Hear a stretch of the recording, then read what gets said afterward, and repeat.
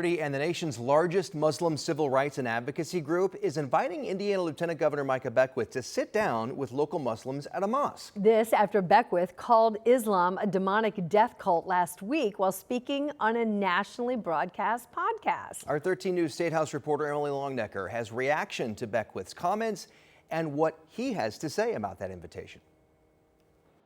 The lieutenant governor says he is open to that invitation. He says that he has visited a local mosque before and sat down with local Muslims. He says this time around, his message would be, I love you, but I hate your religion.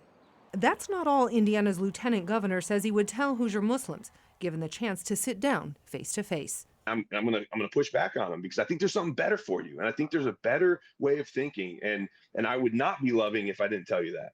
And sir, what if they don't want converted? What if people say, Muslims say, this is the religion I practice, this is the faith that I was born into, this is, part of the fabric of my life?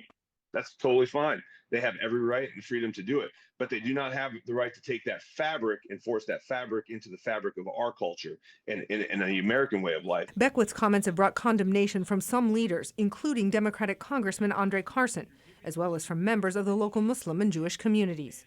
This causes nothing but disunity, and I think it was kind of reckless of him to make these statements. Hoosier Zahid Mian says Beckwith's comments risk stirring up hatred for Muslims and hopes the lieutenant governor will accept the invitation to meet with some locally. It's just a misunderstanding on his part, and I think if we had a chance to talk to him, I think he would come around to our point of view. Members of Beckwith's own party have remained silent about his comments, except the former director of diversity and engagement for the Indiana Republican Party. I think we all understand kind of what's happening. We have someone who likes to court attention at all costs, which is one of the infamous laws of power. And Micah's really great at doing that. Republican and political commentator Whitley Yates says Beckwith's comments do nothing to improve daily life for Hoosiers. I'm trying to figure out how those comments have anything to do with his role or how they're going to welcome business here, how they're going to make the state more affordable, and how it's actually going to help Hoosiers. He says he hates Islam, he loves Muslims, and they make great Christians when Jesus gets a hold of them.